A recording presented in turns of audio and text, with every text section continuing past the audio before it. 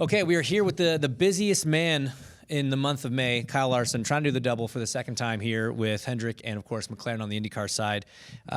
Welcome. Thanks for coming here.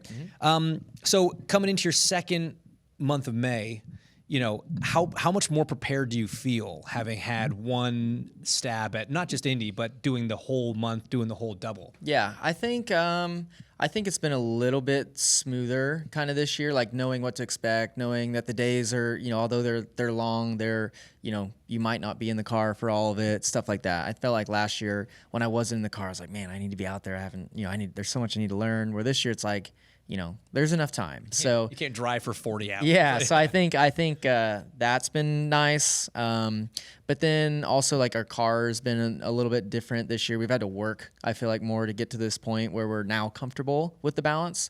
But all that's been fun. So it's been different, but nothing too crazy.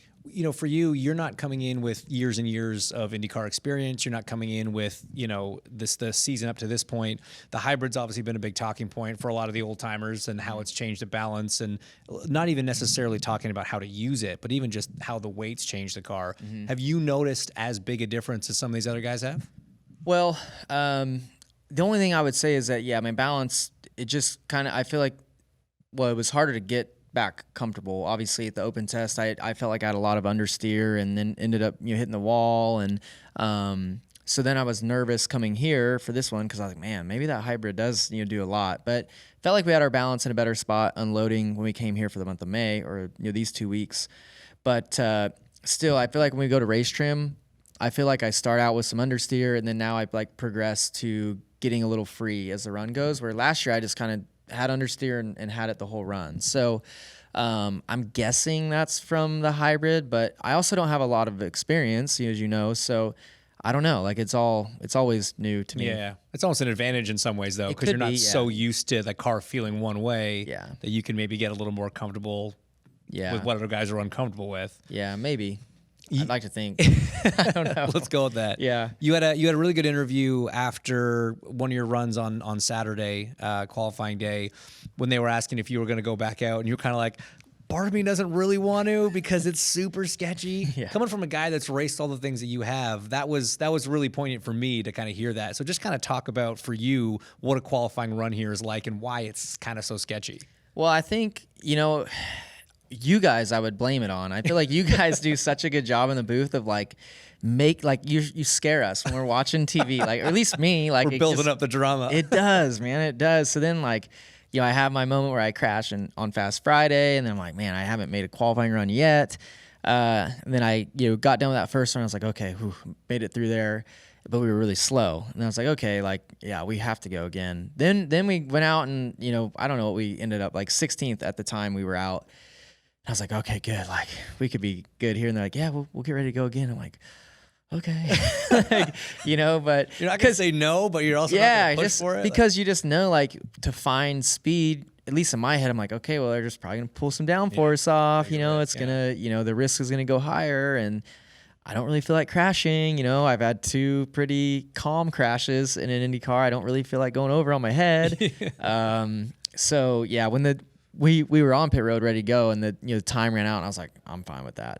I'll start 21st. So, but yeah, it's just, I think it's more mentally, once you get out there, it's not so bad, but it's the unknown of what it's going to feel like before you go out kind of is sketchy. Yeah, it's part of the weird part about qualifying. Yeah, right? And it's 4 laps too. Yeah. It's not just one. You're like, okay, I can sack up for 1 lap, but 4 is tougher. It's amazing how much the car changes over those 4 laps. Yeah, well, it doesn't really, or at least mine didn't. The second one, I didn't touch anything. Right. My balance really didn't change. I got a little free into turn 2 my last lap, but I also was going a couple mile an hour slower than people. So maybe if I was going faster, it would change more. But my car, the second run was decent. On the quality runs now, there's so much going on for the driver. You're having to shift if there's a wind. You've got now the hybrid. You're adjusting the tools for the balance, but then you're also maybe doing the fast jacker on the weight jacker. Did you kind of get up to speed on all that stuff, or did you sort of take some of it and just say, I'm not even going to bother with it because it's too much going on? Well, no, so that was our plan on Fast Friday, was to kind of, so like backing up to the open test, we had the fast jacker, and the process of it was a little different than last year. Last year at the time, last year I would hold the button. Right. At the open test, I guess IndyCar wasn't allowing that. So you had to like hit one button, then hit another button to disengage it or whatever. And I forgot to disengage. And that's when I went in and smacked the fence. So then I'm like, so then we come back for, Fast Friday, and we're like, all right, let's just get a run in the first time.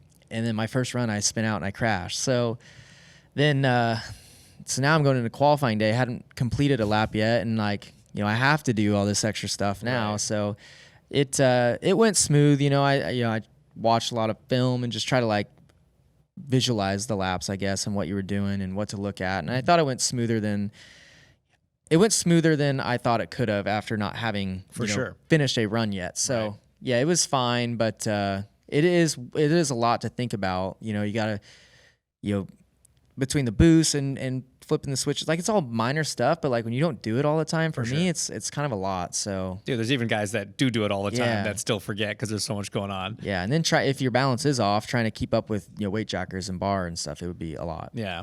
So you had the moment in the open test, went in forwards. Moment on Fast Friday, went in backwards. Is there almost something to be gained from that, because now you've got a better sense of kind of what the limit is on both ends of the car? Absolutely, and I feel like when I'm at the care center doing interviews and I'm like, man, that was, it's a good to crash. Like I sound like an idiot, or crazy or whatever. No, I totally get it. But yeah, I think, for me, like I wasn't upset, after spinning out, like you said, I hit it with the right front at the open test. I knew what that felt like after hitting the wall. And then, I now know after spinning like what I felt before I spun. So it's like when you get to both ends of the spectrum on that, it just opens your window of feel a lot. So I was honestly excited, happy like that I lived through it, and now I know the balance or the feel. So obviously you don't want to crash and tear up equipment, but for somebody like me who likes to be on the edge of control, and when you step over it like you can dial it back a little bit and then be better. Now in race trim, you've talked in the past about how in everything else that you race, pretty much there's not as much to do. There's not many tools that you can play with, right? Mm-hmm. So now that you've been more in race trim, are you getting more comfortable trying those tools, remembering that they're there, trying to use them proactively and kind of manage it over a stint? Yeah, for sure. Last year I was I think just scared of, my balance was comfortable last year, and I would think I was just scared of like I didn't know how sensitive everything was going to be, so I really didn't. Yeah, I didn't want to crash. Last year. Not that I want to crash this year, but I didn't feel like I was quite good enough to compete, for the win or anything like that last year. So this year I was like, okay, I need to get more familiar with my tools in the car, and so yes, I feel like I'm very comfortable with it.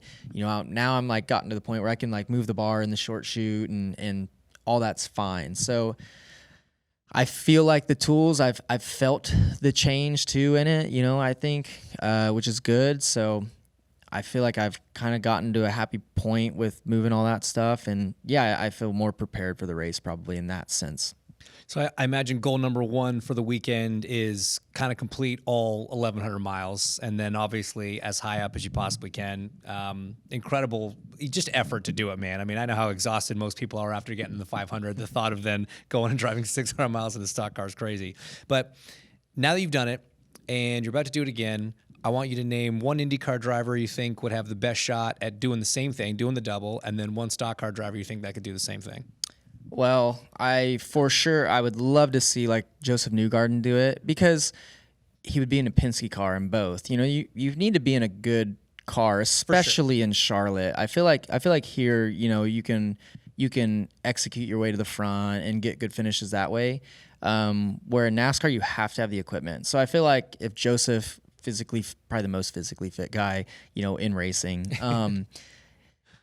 and being in like the best equipment in both series, I think he could do a super good job. And he's probably a better oval racer than anybody in the field, and arguably better oval racer than he might even be on a road course. So I think it would be huge. I mean, already a 2-time, for sure, potentially 3-time guy do it would be amazing. Mm-hmm. And then how about from the stock car side? And then stock car side, I don't know. I mean, again, like you'd want somebody that can get in a good car. So again, like a Penske guy, you know, a Blaney or somebody would do a really good job. I would just love to see somebody get to do it in a great car. Right. And Penske's got the best stuff here. So yeah. But I don't know. Kyle Busch would be a guy. He's just a bigger guy. Let's just say you're putting any one of them is going to be in the Penske. So just pick a driver that could go in a Penske. Okay, in a Penske car.